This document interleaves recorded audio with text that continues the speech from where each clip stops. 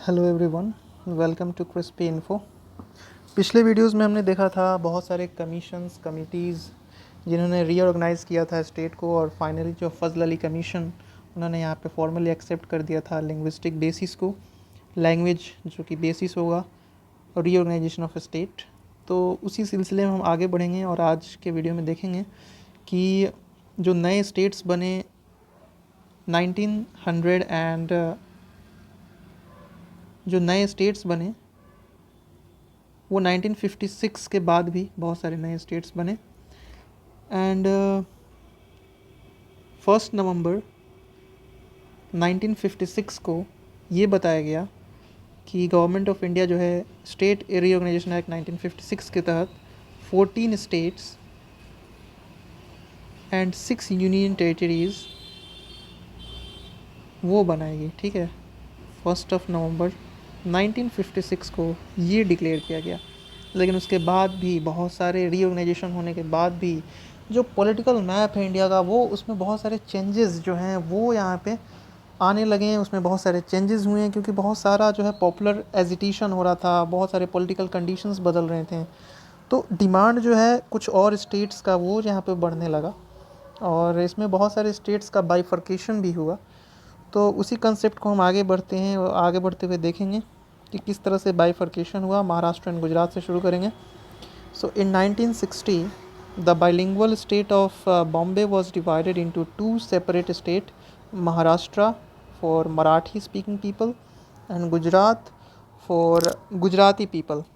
तो गुजरातियों के लिए अलग स्टेट, मराठियों के लिए अलग स्टेट 1960 में। और ये जो 14 स्टेट था उस समय, 14 स्टेट एंड 6 यूनियन टेरिटरी,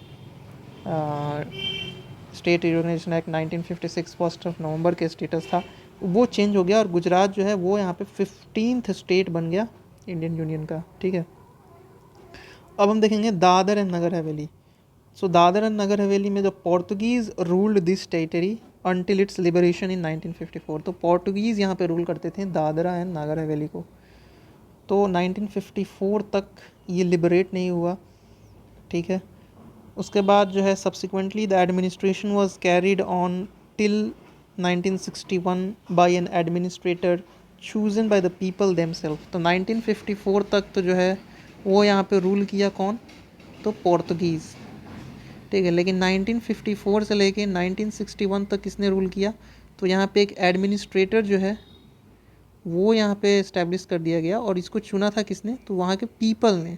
ठीक है, और तब तक इंडिया जो है फुल्ली कंट्रोल इसको नहीं कर रही थी, हम बोल सकते हैं, right. So it was converted into a union territory of India by 10th constitutional amendment 1961। तो हम बोल सकते हैं कि दादर एंड नगर हवेली इसको जो है यूनियन टेरिटरी का दर्जा दिया गया, यूनियन टेरिटरी का दर्जा दिया गया by the 10th constitutional amendment 1961। All right, आगे बढ़ते हैं। गोवा, दमन एंड दीव के बारे में हम देख लेते हैं। So India acquired these 3 territories from the Portuguese bye means of A police action in 1961। तो 1961 तक गोवा, दमन एंड दीव जो है वो पोर्तुगीज़ के कंट्रोल में था, लेकिन इंडियन गवर्नमेंट यहाँ पे एक पुलिस एक्शन लेती है और जो है इसको 12th कॉन्स्टिट्यूशनल अमेंडमेंट एक्ट 1962 के तहत जो है वो यूनियन टेरिटरी बनाया जाता है। ठीक है, बाद में फिर 1987 में गोवा को स्टेटहुड दे दिया जाता है, लेकिन 1962 में जो है वो गोवा, दमन एंड दीव यूनियन टेरिटरीज़ ही थे। ठीक है, उसके बाद फिर दमन एंड दीव को भी जो है सेपरेट यूनियन टेरिटरी बना दिया गया। आगे बढ़ते हैं, पुडुचेरी के बारे में देखते हैं। पुडुचेरी जो है वो एक फ्रेंच इस्टेब्लिशमेंट हुआ करती थी। ठीक है, फ्रेंच कॉलोनीज़ का ही पार्ट था पुडुचेरी, कराईकल, माहे, यन्नम। तो फ्रेंच ने इसको हैंड कर दिया 1954 में। ठीक है, उसके बाद जो है it was administered as an acquired territory till 1962। तो 1954 से लेके 1962 तक इसको जो है एक एक्वायर्ड टेरिटरी के रूप में जो है वो यहाँ पे रूल किया गया। And when it was made a union territory by 14th constitutional amendment act. तो इसको जो है वो 14th कॉन्स्टिट्यूशनल अमेंडमेंट एक्ट से यूनियन टेरिटरी जो है वो बनाया गया। ठीक है, पुडुचेरी को। तो इसको हम देखते रहेंगे, इसको हम ध्यान देते रहेंगे, क्योंकि हमने देखा था गोवा, दमन एंड दीव को जो है वो 12th कॉन्स्टिट्यूशनल अमेंडमेंट के रूप में देखा गया था। उसी तरह से ऊपर हमने देखा था दादर एंड नगर हवेली को 10th कॉन्स्टिट्यूशनल अमेंडमेंट के हिसाब से जो है वो हमने इसको चेंज किया था। ऑल राइट,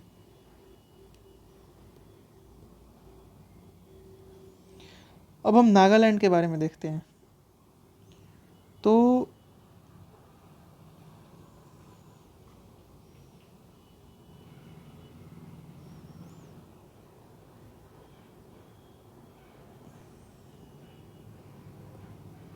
सॉरी, नागालैंड के बारे में देखते हैं। तो इन 1963 the state of Nagaland was formed by taking the Naga Hills and Tuensang area out of the state of Assam, and this was done to satisfy the movement of the hostile Nagas। ठीक है, तो 1963 में नागालैंड जो है वो बनता है। However, before giving Nagaland as the status of 16th state of the Indian Union, it was placed under the control of Governor of Assam in 1961। ठीक है, तो ये जो है 16th स्टेट बनने से पहले असम के कंट्रोल में था। 1961 में असम जो है वो इसको जो है वो कंट्रोल कर रही थी, असम गवर्नमेंट। ऑलराइट, अब हम देखेंगे हरियाणा, चंडीगढ़ एंड हिमाचल प्रदेश के बारे में। So Haryana, Chandigarh and Himachal Pradesh. 1966 में state of Punjab was bifurcated to create Haryana.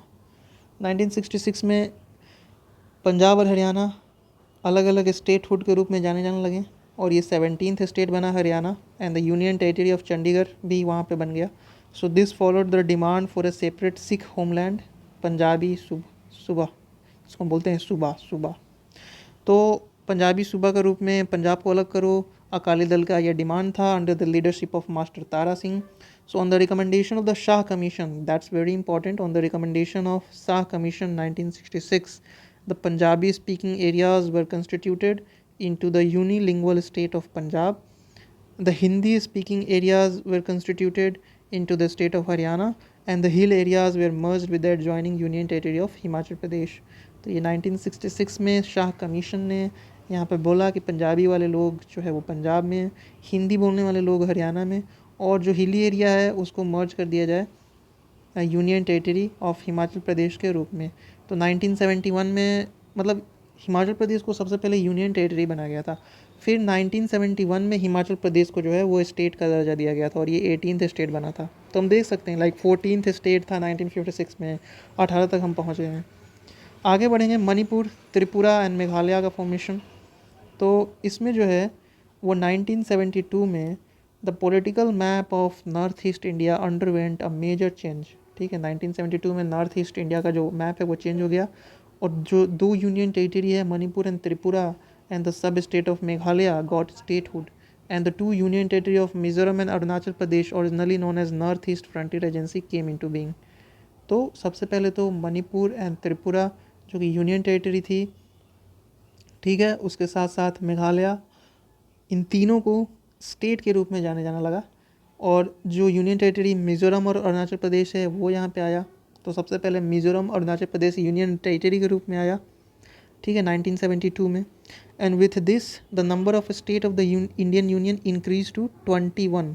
ठीक है, मणिपुर 19th स्टेट बना, Tripura 20, Meghalaya 21। Initially, the 22nd Constitutional Amendment 1969 created Meghalaya as an autonomous state or sub-state within the state of Assam with its own legislature and the Council of Ministers। तो शुरू में तो मेघालय जो बना था वो एक ऑटोनोमस स्टेट के रूप में बना था, सब स्टेट बना था, असम का सब स्टेट होगा मेघालय। लेकिन फिर बाद में जो है जो एस्पिरेशंस थे मेघालय के लोगों को भी फुलफ़िल नहीं हो पाए, तो फिर union territory of Mizoram and Arunachal Pradesh जो है वो भी जो है असम से टूट के बना दिया गया, उसको मतलब तोड़ के बना दिया गया। ठीक है, जल्दी से हम सिक्किम के बारे में देख लेते हैं। तो 1947 तक सिक्किम जो है इंडियन प्रिंसली स्टेट के रूप में जाना जाता था, रूल्ड बाय चोग्यल।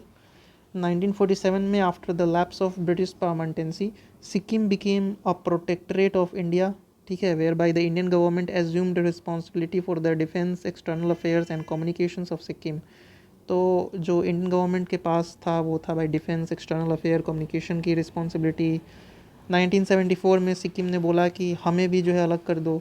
तो उसके बाद 35th कॉन्स्टिट्यूशनल अमेंडमेंट 1974 होता है और इसमें बोला गया कि जो स्टेटहुड है वो सिक्किम को दिया जाए और वो एसोसिएट स्टेट के रूप में पहले जाना जाएगा। मतलब अभी तक स्टेट नहीं बना था। 35th कॉन्स्टिट्यूशनल अमेंडमेंट एक्ट 1974 ने सिक्किम को यहाँ पे एसोसिएट स्टेट के रूप में दर्जा दिया।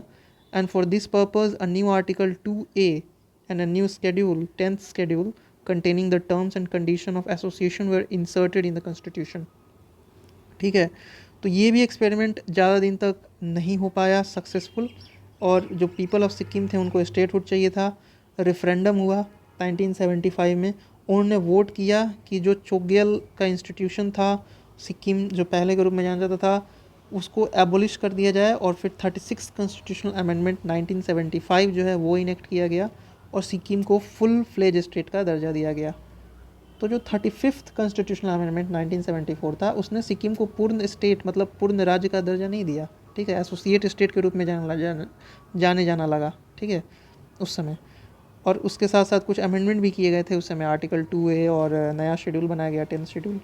लेकिन फिर जो 36 कॉन्स्टिट्यूशनल अमेंडमेंट था 1975 उसमें यहाँ पे फुल फ्लेज स्टेट का दर्जा दे दिया गया और सिक्किम जो है वो 22nd स्टेट के रूप में जाने जाना लगा। Then the amendment amended the first and fourth schedule to the constitution and added a new article 371F to provide for the certain special provision with respect to the administration of Sikkim।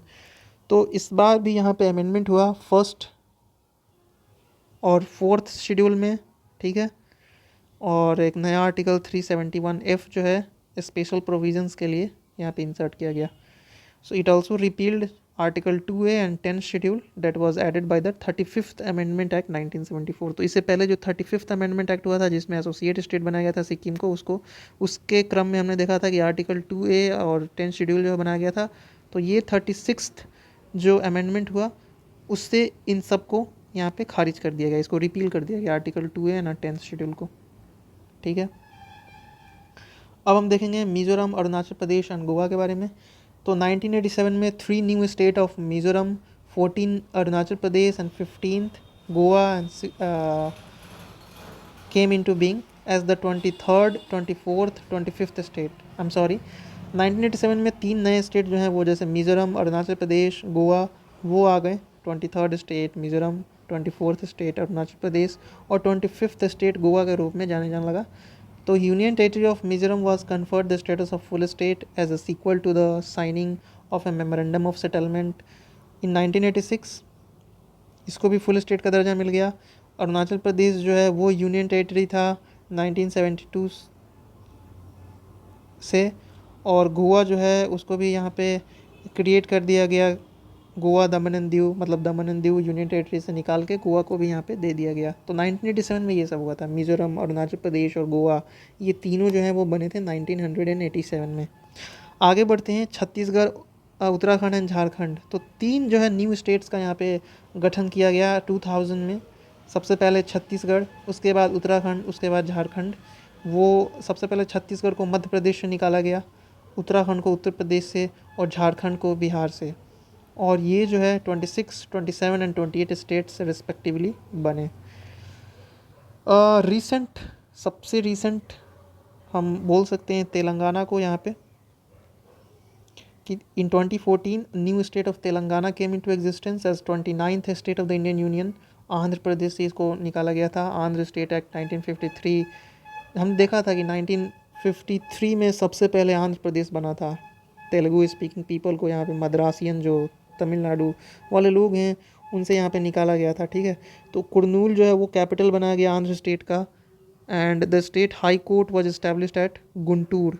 तो गुंटूर में यहाँ पे state high court बनाया गया। State reorganisation act 1956 merge the Telugu speaking areas of Hyderabad with the Andhra state to create the enlarged Andhra Pradesh state and the capital of the state was shifted to Hyderabad।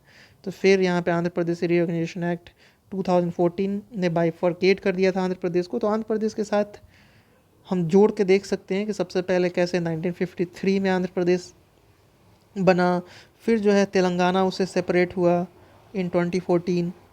All right,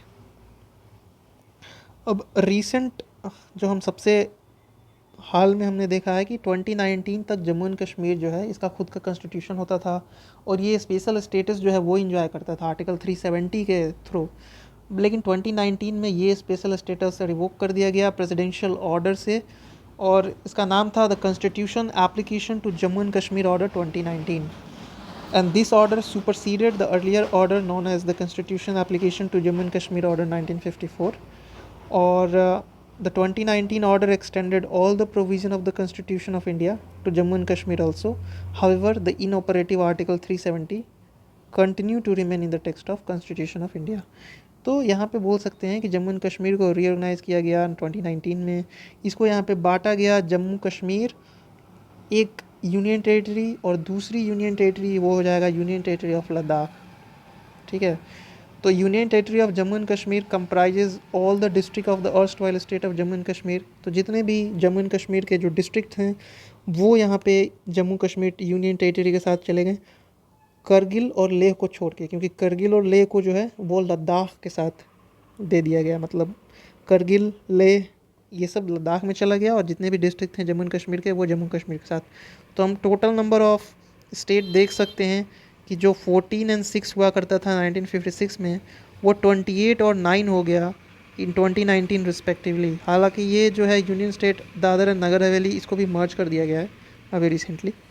तो इस तरह से हम देख सकते हैं कि कैसे इवोल्यूशन हुआ from the total number of state जो कि 14 और 6 था और अभी 28 और जो है 2019 तक ये अपडेटेड है, लेकिन currently 28 state and 8 union territories are there. So आज का वीडियो को यहीं पे हम ख़त्म करते हैं। आई होप आप लोगों को समझ में आया होगा। Thanks for watching.